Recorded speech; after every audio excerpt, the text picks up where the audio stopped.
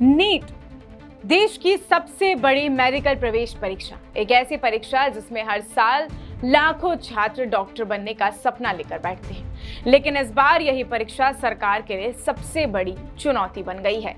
Paper leak के आरोप, परीक्षा रद्द होने का फैसला, सीबीआई जांच, कोचिंग सेंटरों पर छापेमारी, टेलीग्राम जैसे प्लेटफॉर्म्स पर सख्ती और देश भर में छात्रों का गुस्सा। सरकार परीक्षा की शुचिता बचाने की कोशिश में जुटी हुई है, लेकिन इस पूरे विवाद की सबसे बड़ी कीमत आखिर कौन चुका रहा है? वे छात्र जिन्होंने दिन रात मेहनत की, वे परिवार जिन्होंने अपनी जमा पूंजी बच्चों के सपनों पर लगा दी। सिर्फ 2 दिन में नीट से जुड़े 4 छात्रों ने आत्महत्या कर ली है। देश भर में परीक्षा रद्द होने के बाद अब तक करीब 1 दर्जन छात्रों की जान जा चुकी है।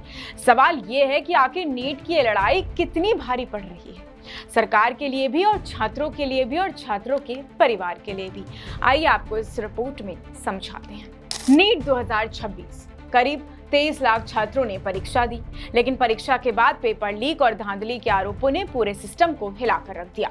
जांच एजेंसियां सक्रिय हुई, राज्यों में छापेमारी शुरू हुई, कोचिंग सेंटरों की जांच हुई, पेपर लीक गैंग तलाश की गई और आखिरकार 12 मई को परीक्षा रद्द कर दी गई।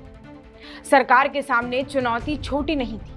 एक तरफ छात्रों का भविष्य था तो दूसरी तरफ परीक्षा की विश्वसनीयता भी। स्थिति इतनी गंभीर हो गई कि केंद्र सरकार को लगातार समीक्षा बैठक करनी पड़ी। शिक्षा मंत्रालय, एनटीए, राज्य सरकारें और जांच एजेंसियां एक साथ मैदान में उतरी। पेपर लीक के आरोपों की जांच के लिए सीबीआई को जिम्मेदारी सौंपी गई। कई राज्यों में संदिग्ध कोचिंग संस्थानों और बिचौलियों पर दबिश दी गई। डिजिटल प्लेटफॉर्म भी जांच के दायरे में आ गए हैं। पेपर लीक और प्रश्न पत्र वायरल होने की आशंकाओं के बीच टेलीग्राम समेत कई ऑनलाइन चैनलों की निगरानी बढ़ाई गई है। सरकार ने साइबर एजेंसियों को सक्रिय किया ताकि परीक्षा से जुड़ी अफवाहों और अवैध नेटवर्क पर रोक लगाई जा सके। परीक्षा केंद्रों पर सुरक्षा के अभूतपूर्व इंतजाम किए गए। फेशियल वेरिफिकेशन, सघन चेकिंग और मल्टी लेयर सिक्योरिटी सिस्टम लागू किया गया। लेकिन इन सबके बीच सबसे बड़ा संकट छात्रों के मानसिक स्वास्थ्य पर दिखाई दिया। तमिलनाडु के कोयम्बटूर में 19 वर्षीय अनु कीर्तना, जिसका सपना डॉक्टर बनकर गरीबों की सेवा करना था, परीक्षा रद्द होने और दोबारा एग्जाम की खबर ने उसे अंदर तक तोड़ दिया। मरने से पहले उसने अपने रिश्तेदारों को मैसेज भेजा। उसने लिखा, मैंने नीट दी थी और मेडिकल कॉलेज में एडमिशन का इंतजार कर रही थी, लेकिन परीक्षा कैंसिल हो गई और अब दोबारा परीक्षा देने से मुझे डर लग रहा है। कुछ घंटों बाद उसकी मौत हो गई। इस तरह अहमदाबाद में 17 साल के एक छात्र ने 6ठी मंजिल से छलांग लगा दी।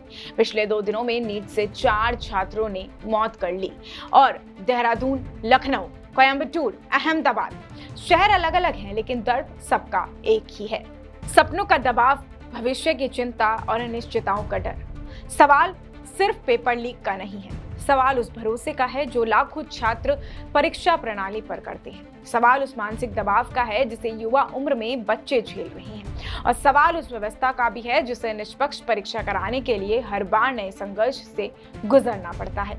नीट विवाद ने एक बार फिर दिखा दिया कि परीक्षा सिर्फ प्रश्न पत्र और नंबरों का खेल नहीं है। इसके पीछे लाखों सपने होते हैं, माता पिता की उम्मीदें होती हैं, बच्चों का भविष्य होता है। सरकार के लिए चुनौती है कि परीक्षा की विश्वसनीयता वापस लाई जाए, लेकिन उतना ही जरूरी है कि छात्रों का मनोबल भी बचाया जाए। क्योंकि एक निष्पक्ष परीक्षा जितनी जरूरी है उतनी ही जरूरी है उन सपनों की रक्षा जो डॉक्टर बनने की उम्मीद में हर साल नीट के दरवाजे तक पहुंचते हैं। अब खैर, आपकी क्या राय है कमेंट्स में बताना बिल्कुल भी मत भूलिएगा। मैं आपके साथ प्रिया बंसल और आप देख रहे हैं अपडेट इंडिया। नमस्कार।